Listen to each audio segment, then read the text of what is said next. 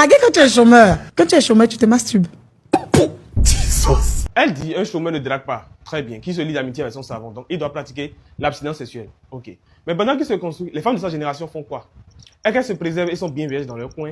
Ou bien elles sont en train de courir derrière les hommes déjà accomplis? Si c'est le cas, on sait comment ça se passe. Ces hommes vont multiplier les relations et ils ne vont pas épouser tout le monde. Alors, ma question est celle-ci. Est-ce que c'est les hommes qui s'abstiennent aujourd'hui et qui se construisent et qui auront un boulot demain, qui vont venir récupérer ces femmes utilisées et puis laisser? Si c'est le cas, alors le jeu est déséquilibré. Parce que si c'est abstenu pendant tout ce temps, ce n'est sûrement pas pour venir payer le prix fort et prendre une femme déjà secouée par toute la ville. Il y a des couples qui se sont formés quand les deux n'avaient encore rien. Prenons le cas classique d'un étudiant qui a eu sa licence ou son master. 1 an, 2 ans plus tard, peut-être qu'il n'a pas encore trouvé de boulot, il est en recherche, ou peut-être qu'il est en train de chercher des opportunités de bourse, etc., pour pouvoir continuer. Et dans la même période, il y a des femmes qui sont dans la même situation que lui. Ce jeune ne peut donc pas draguer des gens similaires à lui pour qu'ils fassent du chemin ensemble. Et si on parle, les femmes vont dire que un homme, pourquoi il veut, un homme en galère, pourquoi il veut quelqu'un qui va supporter sa situation avec lui, ou bien quand un homme en galère réussit, il laisse sa femme de galère. On va clarifier ça rapidement. Tout d'abord, avec ces mentalités d'aujourd'hui, il vaut mieux pour un homme de ne pas s'attendre à ce qu'il y ait une femme à ses côtés pendant qu'il est en galère. Parce qu'il vaut mieux seul que mal accompagné. Maintenant, 2 personnes en galère, ce n'est pas une question de qui supporte qui ou bien fait de soutien, non. 2 fous dans un même centre psychiatrique, un fou ne peut pas dire qui supporte l'autre fou. C'est leur situation similaire qui a fait qu'ils se retrouvent dans le même endroit en fait. Donc, un homme qui galère, une femme qui galère, et ils se retrouvent ensemble, ce n'est pas un sacrifice que la femme fait. Non, non, non, non. C'est juste 2 personnes au même niveau, au même moment. Le vrai problème, il est ailleurs. Il y a un sexe qui assume sa situation et se bat pour s'en sortir. Et l'autre sexe pense que c'est les hommes qui sont comme elle le problème.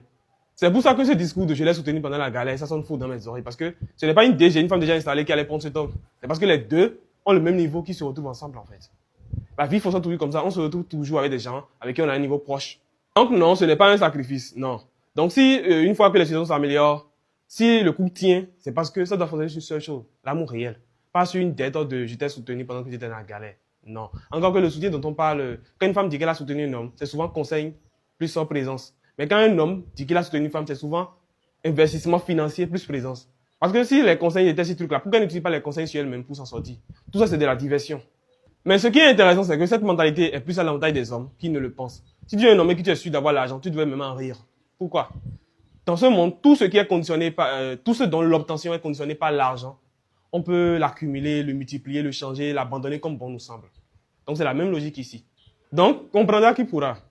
L'autre chose, c'est que ça rend objectivement plus facile le nombre de conquêtes qu'un homme peut avoir. Parce que si les relations étaient basées uniquement sur l'amour, est-ce que vous pensez que ce serait facile pour un homme de cumuler plusieurs partenaires? Parce que le temps pour séduire, etc., tout ça, il paraît qu'avant même, là, nos parents, avant d'avoir un bisou, tu peux faire des mois.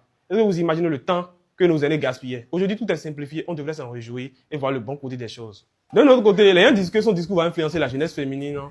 Mais je pense que c'est faux, parce que l'éducation africaine même prépare la femme à la dépendance vis-à-vis de son partenaire, à moins qu'elle vienne d'une famille à l'aise. Vous voyez que le gouvernement a rendu l'école gratuite pour les femmes, n'est-ce pas? C'est parce qu'il y a des sociétés africaines, non? La mentalité est que, de toute façon, la femme va se marier et rejoindre son mari. Donc on se dit que le monsieur n'est pas autonome, hein. Il y aura un mari tout qui viendra la prendre en charge. Donc on banalise l'investissement sur les femmes. Or, le monsieur aurait dû simplement faire le nombre d'enfants qu'il peut supporter. Dans les commentaires, beaucoup disent qu'une relation est une prise en charge, mais ce n'est pas de leur faute. L'éducation y est pour quelque chose. Aujourd'hui, il n'y a pas cette candidature où on n'encourage pas les femmes à vivement postuler et à les prioriser. Mais si elles veulent quand même demeurer dans la mendicité, c'est parce qu'elles ont grandi dans un système, en fait. Le truc est profond, ancré en elles. Elles ont grandi dans ça. C'est pour cela qu'il est important de toujours voir ce que vous, ses parents, avant d'envisager quoi que ce soit de sérieux avec une femme. Parce que quand les moyens posent problème, les parents inculquent inévitablement cette mentalité à leurs filles.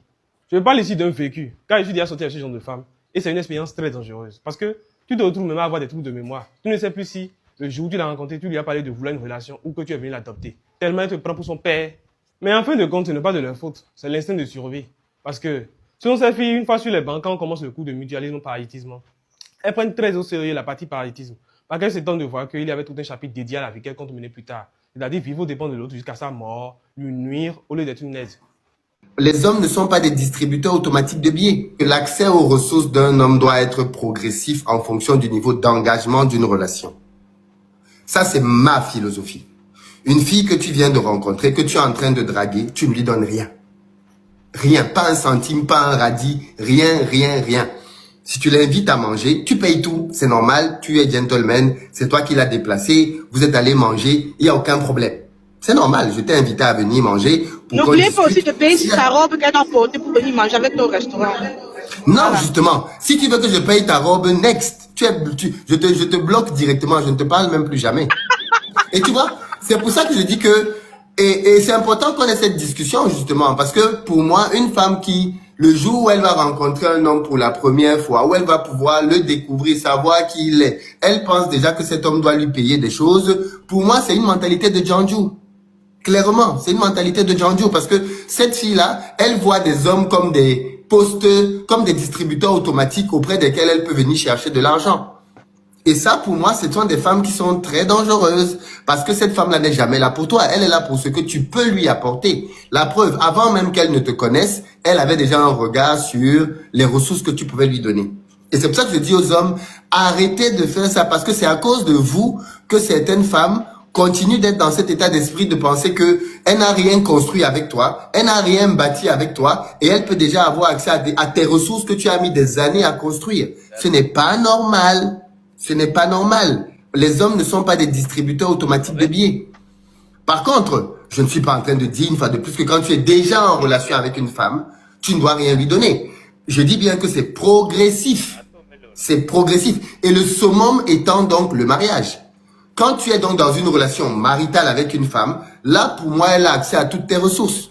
Et c'est normal. C'est ta femme, c'est la chair de ta chair. Vous êtes un, vous gagnez ensemble, vous perdez ensemble. Et je pense que la plupart des hommes sont OK avec ça. Pour ceux qui veulent avoir un compte TikTok monétisable ou bien une chaîne YouTube monétisable, veuillez me contacter. Vous avez déjà mon numéro sur WhatsApp. Mon numéro WhatsApp sur la vidéo, c'est le +228 98 09 96 31.